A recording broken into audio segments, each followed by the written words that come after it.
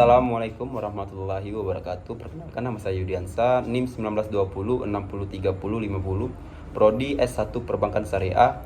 Baiklah, saya akan memenuhi tugas UTS mata kuliah Manajemen Pembiayaan Perbankan Syariah. Langsung saja, pembacaan materi yang berjudul Sejarah Keuangan Islam, Bank Syariah, dan Ekonomi Islam. Keuangan adalah istilah yang digunakan untuk mengembangkan hal-hal yang berkaitan dengan pengelolaan, penciptaan, dan penelitian uang dan investasi. Keuangan muncul sebagai divisi independen dan teori dan praktik ekonomi pada 1940 dan 1950-an bersama dengan karya-karya Warburg, Tadon, Schreib, Trainer, Black, and Schwartz. Keuangan Islam, keuangan syariah adalah sistem pengelolaan keuangan yang diterapkan dengan menggunakan prinsip-prinsip Islam dan hukum Islam sebagai patokan. Ini tidak hanya berlaku untuk Islam, untuk sistem, tetapi juga untuk lembaga keuangan dan produk yang mereka tawarkan. Keuangan Islam adalah sistem yang didasarkan pada Al-Quran dan Sunnah, dan juga dari penafsiran sumber-sumber wahyu oleh para ilmuwan. Ruang lingkup keuangan Islam, menurut definisi sistem ini, ekonomi Islam merupakan bagian dari gaya hidup holistik dan didasarkan pada 4 ilmu yang berbeda. Pengetahuan yang diwahyukan Al-Quran, praktik, dan Sunnah. Ini kesimpulan dari analogi yang diterapkan pada masyarakat Islam yang dicontohkan oleh Nabi Muhammad, interpretasi dan konsensus yang kemudian disepakati oleh para ulama masyarakat yang dikenal sebagai ijma sistem. Ini mengandung mekanisme bawaan untuk berpikir jernih yang disebut ijtihad. Umat Islam memahami ijtihad sebagai upaya serius dan bertanggung jawab untuk mencari solusi atas nama masalah sosial, budaya, dan politik yang secara langsung atau tidak langsung terkait dengan tradisi. Ciri-ciri sistem keuangan syariah ada 9, yaitu 1. Aset negara. Sistem keuangan syariah adalah milik Allah. 2. Rasulullah adalah orang pertama yang mempraktikkan keuangan Islam. 3. Sumber utama keuangan Islam adalah Al-Quran dan Sunnah. 4. Sistem keuangan Islam bersifat universal. 5. Keuangan Islam mendukung sistem keuangan negara-negara Islam. Kelima, bener ke-6. Ke-6 tadi kan sudah. 6. Sistem keuangan Islam mengadopsi prinsip distribusi jasa sebagai sumber pendapatan pemerintah. 7. Sistem keuangan Islam transparan. 8. Sistem keuangan negara-negara Islam adalah gerakan kebaikan. 9. Sistem keuangan Islam termasuk modal toleransi terhadap umat Islam. Selanjutnya, konsep dasar lembaga keuangan hampir sama dengan lembaga politik yang tidak ditentukan bentuknya, apakah itu kerajaan, kekhalifahan, republik, atau federal. Sesungguhnya, Al-Quran membebaskan kaum muslim untuk memberi bentuk-bentuk kepada prinsip-prinsip ekonomi yang terdapat di dalamnya, apakah itu perusahaan, bank, asuransi, dan sebagainya. Dengan demikian, agaknya Al-Quran menunjukkan konsep lembaga ekonomi yang mendukung unsur-unsur. Baiklah, materi selanjutnya adalah analisis laporan keuangan dan kesehatan bank syariah. Analisis laporan keuangan. Analisis laporan keuangan berarti menguraikan pos-pos laporan keuangan menjadi unit informasi yang lebih kecil dan melihat hubungannya yang bersifat signifikan atau mempunyai makna antara satu dengan yang lain, baik antara data kuantitatif atau data non-kuantitatif, dengan tujuan mengetahui kondisi keuangan lebih dalam yang sangat penting dalam proses menghasilkan keputusan yang tepat. Analisis laporan keuangan dilakukan baik oleh pihak luar perusahaan seperti kreditur dan para investor maupun pihak perusahaan sendiri agar dapat menginterpretasikan kondisi keuangan dan hasil operasi suatu perusahaan dengan menggunakan laporan yang diperbandingkan, termasuk data tentang perubahan yang terjadi dalam jumlah rupiah, persentase, dan trennya. Salah satu cara melakukan analisis keuangan adalah dengan menggunakan analisis rasio keuangan. Tujuan dan manfaat analisis laporan keuangan ada 6, yaitu 1. Untuk mengetahui posisi keuangan perusahaan dalam suatu periode tertentu, baik harta, kewajiban, modal, maupun hasil usaha yang telah dicapai untuk beberapa periode. 2. Untuk mengetahui kelemahan-kelemahan apa saja yang menjadi kekurang perusahaan. 3. Untuk mengetahui kekuatan-kekuatan yang dimiliki. 4. Untuk mengetahui langkah-langkah perbaikan apa saja yang perlu dilakukan ke depan yang berkaitan dengan posisi keuangan perusahaan saat ini. 5. Untuk melakukan penilaian kinerja manajemen ke depan, apakah perlu penyegaran atau tidak karena sudah dianggap berhasil atau gagal. 6. Dapat juga digunakan sebagai pembanding dengan perusahaan sejenis tentang hasil yang mereka tercapai. Selanjutnya, kesehatan bank. Untuk menilai kesehatan suatu bank dapat diukur dengan berbagai metode. Penilaian kesehatan akan berpengaruh terhadap kemampuan bank dan loyalitas nasabah terhadap bank yang bersangkutan. Penilaian ini bertujuan untuk menentukan apakah bank tersebut dalam kondisi yang sehat, cukup sehat, kurang sehat, dan tidak sehat, sehingga Bank Indonesia sebagai pengawas dan pembina bank-bank dapat memberikan arahan atau petunjuk bagaimana bank tersebut harus dijalankan atau bahkan dihentikan kegiatan operasionalnya. Salah satu alat untuk mengukur kesehatan bank adalah dengan analisis CAMEL. Selanjutnya, konsep penilaian kesehatan bank. Tingkat penilaian kesehatan bank merupakan hasil penilaian kondisi bank dalam rangka mengatasi risiko dan kinerja bank. Dapat juga dikatakan penilaian kesehatan bank merupakan cerminan dari kinerja fungsi bank. Bank yang sehat adalah bank yang dapat menjaga dan memelihara kepercayaan masyarakat, dapat berperan sebagai intermediasi, dapat membantu kelancaran arus pembayaran, dan dapat digunakan oleh pemerintah untuk melaksanakan berbagai Baiklah, materi selanjutnya adalah manajemen permodalan bank syariah. Modal merupakan faktor yang amat penting bagi perkembangan dan kemajuan bank, sekaligus menjaga kepercayaan masyarakat. Setiap pencipta aktiva di samping berpotensi menghasilkan keuntungan juga berpotensi menimbulkan terjadinya risiko. Oleh karena itu, modal juga harus dapat digunakan untuk menjaga kemungkinan terjadinya risiko kerugian atas investasi pada aktiva, terutama yang berasal dari dana-dana masyarakat. Selanjutnya, fungsi permodalan bank. 1. Sebagai penyangga untuk menyerap kerugian operasional dan kerugian lainnya. Dalam fungsi ini, modal memberikan perlindungan terhadap kegagalan atau kerugian bank dan perlindungan terhadap kepentingan para deposan. 2. Sebagai dasar untuk menetapkan batas maksimum pemberian pembiayaan. Hal ini adalah merupakan pertimbangan operasional bagi bank sentral sebagai regulator untuk membatasi jumlah pemberian pembiayaan kepada setiap individu nasabah bank. 3. Modal juga menjadi dasar perhitungan bagi para partisipan pasar untuk mengevaluasi tingkat kemampuan bank secara relatif untuk menghasilkan keuntungan. Tingkat keuntungan bagi para investor perkiraan dengan membandingkan keuntungan bersih dengan kuantitas para partisipan pasar membandingkan return on investment di antara bank-bank yang ada. Selanjutnya sumber-sumber permodalan bank. Sumber-sumber utama modal bank syariah adalah modal inti core capital dan kuasai ekuitas. Modal inti adalah modal yang berasal dari para pemilik bank, yang terdiri dari modal yang disetor oleh para pemegang saham, cadangan, dan laba ditahan. Sedangkan kuasi ekuitas adalah dana-dana yang tercatat dalam rekening-rekening bagi hasil mudharabah.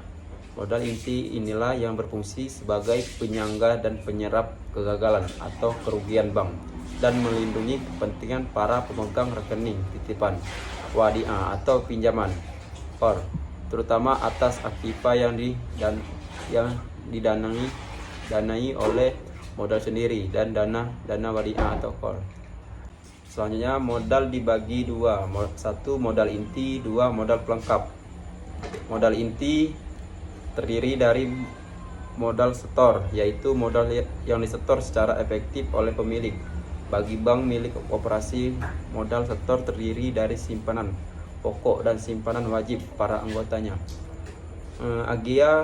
Agio saham yaitu selisih lebih dari harga saham dengan nilai nominal saham. Modal sumbangan yaitu modal yang diperoleh kembali dari sumbangan saham, termasuk selisih nilai yang tercatat dengan harga apabila saham tersebut dijual. Cadangan umum yaitu cadangan yang dibentuk dari penyisian laba yang ditahan dengan persetujuan. Cadangan tujuan yaitu bagian laba setelah pajak yang disisihkan untuk tujuan tertentu atas persetujuan.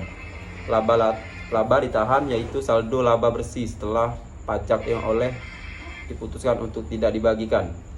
Laba tahun lalu yaitu laba bersih tahun lalu setelah pajak yang belum ditetapkan penggunanya oleh RUPS. Jumlah laba tahun lalu hanya diperhitungkan sebesar 50% sebagai modal inti. Bila tahun lalu rugi harus dikurangi terhadap modal inti.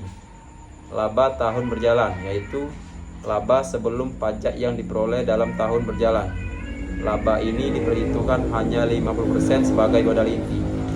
Bagian kekayaan bersih anak perusahaan yang laporan keuangannya dikonsolidasikan yaitu modal inti anak perusahaan setelah dikompensasikan dengan penyertaan bank pada anak perusahaan tersebut. Modal tier 2: 1. Cadangan revaluasi aktiva tetap. 2. Cadangan penghapus aktiva yang diklasifikasikan. 3. Modal pinjaman yang mempunyai ciri-ciri. 4. Tidak dijamin oleh bank yang bersangkutan dan dipersamakan dengan modal dan telah dibayar penuh. 5. Tidak dapat dilunasi atas inisiatif pemilik tanpa persetujuan BI. 6. Mempunyai kedudukan yang sama dengan modal dalam hal memikul kerugian bank. 7. Pembayaran bunga dapat ditangguhkan bila bank dalam keadaan rugi. 8. Pinjaman subordinasi yang mempunyai syarat-syarat sebagai berikut. 9. Ada perjanjian tertulis antara pemberi pinjaman dengan pihak bank. 10. Mendapat persetujuan dari BI. 11. Tidak dijamin oleh bank yang bersangkutan. 12. Minimal berjangka waktu 5 tahun. 13. Pelunas pinjaman harus dengan persetujuan BI. 14. Hak tagih dalam hal terjadi di likuidasi berlaku paling akhir. Kedudukannya sama dengan modal. Modal pelengkap tier 3. Modal pelengkap tier 3 adalah investasi subordinasi jangka pendek yang memenuhi kriteria Bank Indonesia sebagai berikut. 1. Berdasarkan prinsip mudharabah atau musyarakah. 2. Tidak dijamin oleh bank yang bersangkutan dan telah disetor penuh. 3. Memiliki jangka waktu perjanjian sekurang-kurangnya 2 tahun. Selanjutnya, kecukupan modal. Tingkat kecukupan modal sangat tergantung dari portofolio asetnya, sehingga semakin besar penempatan dana pada aset berisiko tinggi, maka semakin rendah risiko kecukupan modal, yaitu dengan asumsi bahwa tidak ada tambahan modal yang proporsional. Sebaliknya, penempatan dana pada aset berisiko rendah maka dapat menaikkan tingkat kecukupan modal. Tingkat kecukupan modal bank dinyatakan dengan suatu kriteria tertentu yang disebut rasio kecukupan modal atau capital adequacy ratio. Untuk selanjutnya, modal pinjaman yang mempunyai ciri-ciri. 1. Tidak dijamin oleh bank yang bersangkutan dan dipersamakan dengan modal dan telah dibayar penuh. 2. Tidak dapat dilunasi atas inisiatif pemilik tanpa persetujuan BI. 3. Mempunyai kedudukan yang sama dengan modal dalam hal memikul kerugian bank. 4. Pembayaran bunga dapat ditagih bila bank dalam keadaan rugi. Baiklah, materi selanjutnya adalah manajemen likuiditas perbankan syariah. Likuiditas bank. Secara umum, likuiditas dapat diartikan sebagai kemampuan perusahaan dalam memenuhi kewajiban utang dalam jangka pendek telah jatuh tempo. Untuk bank, likuiditas adalah kemampuan bank untuk memenuhi kemungkinan penarikan simpanan dan kewajiban lainnya, dan atau memenuhi kebutuhan masyarakat berupa kredit dan penempatan dana lainnya. Selanjutnya, fungsi likuiditas bank. Satu, menunjukkan sebagai tempat yang aman untuk menyimpan uang. Dua, memungkinkan bank untuk memenuhi komitmen kreditnya. Tiga, menghindari penjualan aktiva yang tidak menguntungkan. Empat, untuk menghindari diri dari penyalahgunaan kemudahan atau kesan negatif dari otoritas pengawas atau pengawas moneter karena meminjam dana likuiditas dari bank sentral. 5. Memperkecil penilai risiko ketidakmampuan membayar kewajiban penarikan dananya. Selanjutnya, tujuan manajemen likuiditas. 1. Mencapai cadangan yang dibutuhkan yang telah ditetapkan oleh bank sentral karena kalau tidak dipenuhi akan mendapatkan penalti dari bank sentral. 2. Memperkecil dana yang menganggur karena kalau banyak dana yang menganggur akan mengurangi profitabilitas bank. 3. Mencapai likuiditas yang aman untuk menjaga proyeksi cash flow dalam kondisi yang sangat mendesak, misalnya penarikan dana oleh nasabah, pengambilan pinjaman. Selanjutnya, pengelolaan likuiditas bank syariah. Dalam bank syariah, manajemen likuiditas secara konsep tidak jauh berbeda dengan manajemen bank konvensional.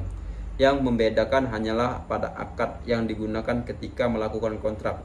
Selama ini, alat untuk manajemen likuiditas dalam bank syariah adalah PUAS, pasar uang antara bank syariah, dengan akad wadiah, SIMA, sertifikat mudharabah antara bank syariah, dan SWBI, surat wadiah Bank Indonesia. Juga dengan akad wadiah, apabila suatu bank kurang likuiditas, maka bank tersebut akan meminjam kepada bank lain berupa PUAS, SWBI, atau menerbitkan SIMA, dan sebaliknya. Selanjutnya, instrumen likuiditas bank syariah. Adapun instrumen yang harus dilakukan bank agar senantiasa dapat tetap liquid adalah: 1. Memiliki primary reserve, cadangan premier, yaitu dalam kas atau saldo yang ada pada Bank Indonesia atau bank lain dalam dunia perbankan. Primary reserve terdiri dari A. Giro pada bank sentral atau giro wajib minimum GBM. Selama ini giro pada bank sentral dikenal dengan istilah, yakni merupakan kewajiban setiap bank untuk menitipkan dananya di BI. Berdasarkan ketentuan yang telah ditetapkan BI, maka besarnya GBM minimal 5% dari total dana pihak ketika DPK untuk valuta rupiah dan 3% dari dana pihak ketiga untuk valuta asing. Selanjutnya, instrumen likuiditas bank syariah. B. Kas pada valuta, alat liquid ini berisi uang tunai yang dipelihara oleh bank untuk memenuhi kebutuhan transaksi sehari-hari. C. Giro pada bank lain. Rekening giro pada bank lain bertujuan untuk melancarkan transaksi antara bank, transfer, inkasu, transaksi LC, dan lain-lain. D. Item-item uang tunai yang masih dalam proses inkasu. 2. Memiliki secondary reserve, yaitu cadangan yang berfungsi sebagai penyangga primary reserve ditanam dalam bentuk investasi jangka pendek. Adapun cadangan sekunder berupa surat-surat berharga bisa berupa: A. Sertifikat wadiah Bank Indonesia (SWBI). Peraturan Bank Indonesia Nomor 29 PBI 2000 mengatur tentang sertifikat wadiah Bank Indonesia. Sertifikat wadiah Bank Indonesia adalah sertifikat yang diterbitkan Bank Indonesia sebagai bukti penitipan dana berjangka pendek dengan prinsip wadiah. B. Surat berharga syariah negara SBSN berdasarkan Undang-Undang SBSN yang diterbitkan pada Mei 2008. Surat berharga syariah negara atau dapat disebut suku negara adalah surat berharga negara yang diterbitkan berdasarkan prinsip syariah sebagai bukti atas bagian penyertaan terhadap aset SBSN, baik dalam mata uang rupiah ataupun mata uang asing. 3. Mempunyai akses ke pasar uang. Pasar uang yang dimaksud di sini adalah pasar uang antar bank syariah dan pasar modal syariah. A. Pasar uang antar bank syariah. PUAS. Pasar uang antar bank berdasarkan prinsip syariah adalah transaksi keuangan jangka pendek antar bank berdasarkan prinsip syariah baik dalam rupiah maupun valuta asing. B. Pasar modal syariah. Instrumen di pasar modal syariah saat ini meliputi saham yang masuk kategori Jakarta Islami Index, suku, dan reksadana syariah. Karena bank tidak diperbolehkan berinvestasi pada saham, maka suku dan reksadana syariah menjadi secondary reserve di mana instrumen ini dapat dijual di secondary market untuk suku dan dicairkan untuk reksadana syariah jika bank syariah atau unit usaha syariah membutuhkan dana jangka pendek. C. Fasilitas pembiayaan jangka pendek bagi bank syariah. EPJPS merupakan instrumen terakhir untuk memenuhi kebutuhan likuiditas bagi bank syariah atau unit usaha syariah setelah terjadinya saldo giro negatif dan tidak berhasilnya akses pasar uang syariah untuk menutup kewajiban jangka pendek. D. LPS sebagai sarana penunjang likuiditas perbankan. LPS adalah badan hukum yang independen yang dibentuk berdasarkan Undang-Undang Nomor 24 Tahun 2004 tentang Lembaga Penjaminan Simpanan. UU LPS yang ditetapkan tanggal 22 September 2004. LPS menjamin simpanan nasabah bank yang terbentuk tabungan, deposito, giro, sertifikat deposito, dan bentuk lain yang dipersamakan dengan itu. LPS juga menjamin simpanan di bank syariah yang berbentuk giro wadiah, tabungan mudharabah, dan deposito mudharabah. Asset and Liabilities Management atau ALMA. Pengertian ALMA adalah suatu proses perencanaan perorganisasian dan pengawasan melalui pengumpulan, proses, analisa, laporan, dan menetapkan strategi terhadap aset dan liability guna mengeliminasi risiko. Teknik ALMA ada 3 teknik ALMA, yaitu 1. Aset manajemen strategis yang berkaitan dengan pengendalian atau pengawasan dana-dana yang masuk melalui penentuan alokasi, pinjaman atau kredit, dan suku bunganya. 2. Liability management strategis yang berkaitan dengan pengendalian sumber-sumber dana dan monitoring bauran dan biaya deposit and non-deposit liabilities melalui pengendalian harga, suku bunga. 3. Capital atau fund management strategis merupakan strategis gabungan AMS dan LMS. Selanjutnya, risiko ALMA. 1.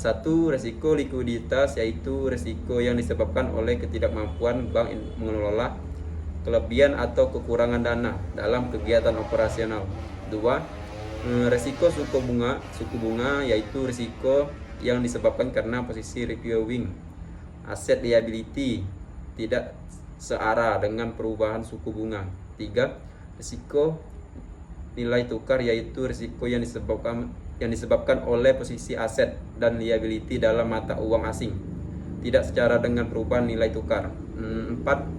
Risiko portfolio, yaitu risiko yang disebabkan oleh struktur aset dan liability tidak mendukung efisiensi operasi seperti komposisi aset kurang menghasilkan keuntungan dan komposisi liability mengarah ke biaya tinggi. Untuk tujuan ALMA, yaitu 1. Menjaga pertumbuhan bank yang wajar. 2. Pendapatan yang maksimal. 3. Menjaga likuiditas yang memadai. 4. Membentuk cadangan untuk berjaga-jaga atas hal-hal tersebut. 5. Memelihara dana masyarakat yang dipercayakan melalui kegiatan bank. 6. Memenuhi kebutuhan masyarakat akan kredit. Selanjutnya, fungsi ALMA. Untuk lebih memudahkan dan memahami bidang tugas ALMA, dalam pembahasan berikut akan dijelaskan fungsi-fungsi utama yang terdapat dalam ALMA, yaitu 1. Manajemen likuiditas, 2. Manajemen investasi, 3. Manajemen gap, 4. Manajemen valuta asing, 5. Manajemen pricing. Baiklah, selanjutnya aspek manajemen pembiayaan syariah di Indonesia.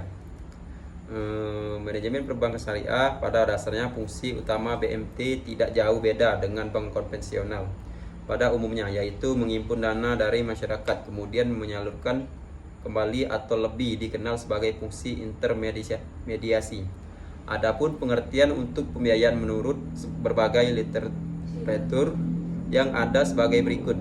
Menurut Undang-Undang Nomor 10 Tahun 1998 Pasal 1 bulir 12, pembiayaan adalah penyediaan barang atau uang tagihan yang dapat dipersamakan dengan itu berdasarkan persetujuan antar bank dengan pihak yang mewajibkan pihak yang dibiayai untuk mengembalikan uang atau tagihan tersebut setelah jangka waktu tertentu dengan pengembalian hasil keuntungan. Selanjutnya, tujuan pembiayaan. Ada dua fungsi yang saling berkaitan dengan pembiayaan, yaitu satu, profitability, yaitu tujuan untuk memperoleh hasil dari pembiayaan berupa keuntungan yang diraih dari bagi keuntungan yang diperoleh dari usaha yang dikelola bersama nasabah. Dua, safety, keamanan dari prestasi atau fasilitas diberikan harus benar terjamin sehingga tujuan profitability dapat benar-benar tercapai. Ada tiga pihak atau pelaku utama yang terlibat dalam setiap pemberian pembiayaan, sehingga pemberian pembiayaan akan mencakup pula pemenuhan ketiga pelaku watam tersebut, yaitu satu, lembaga keuangan, dua, nasabah, tiga, negara. Lanjut, fungsi pembiayaan. A. Pembiayaan dapat meningkat utility dari modal. B. Pembiayaan dapat meningkat daya guna dari suatu barang. C. Pembiayaan meningkat peredaran dan lalu lintas uang. D. Pembiayaan menimbulkan gairah masyarakat. E. Pembiayaan sebagai alat stabilitas ekonomi. F. Pembiayaan sebagai jembatan untuk meningkatkan pendapatan nasional. G. Pembiayaan sebagai alat hubungan ekonomi internasional. Jenis-jenis pembiayaan. Jenis-jenis pembiayaan pada dasarnya dapat dikelompokkan menurut beberapa aspek. Di antaranya, 1. Pembiayaan menurut tujuan dalam bank syariah dibedakan menjadi A. Pembiayaan modal kerja. B. Pembiayaan investasi. 2. Pembiayaan menurut jangka waktu dibedakan menjadi A. Pembiayaan jangka waktu pendek. B. Pembiayaan jangka waktu menengah. C. Pembiayaan jangka waktu panjang. Selanjutnya, analisis kredit pembiayaan. Analisis kredit pembiayaan adalah kajian yang dilakukan untuk mengetahui kelayakan dari suatu permasalahan kredit. Kashmir 2002 menjelaskan aspek-aspek yang perlu dinilai dalam penentuan kelayakan pemberian fasilitas kredit adalah sebagai berikut. 1. Aspek hukum. 2. Aspek pemasaran. 3. Aspek keuangan. 4. Aspek teknis. 5. Aspek manajemen. 6. Aspek sosial ekonomi. Dan 7. AMDAL. Baiklah, itu saja materi dari saya. Lebih dan kurang saya mohon maaf. Pada Allah saya mohon ampun. Saya akhiri. Wassalamualaikum warahmatullahi wabarakatuh.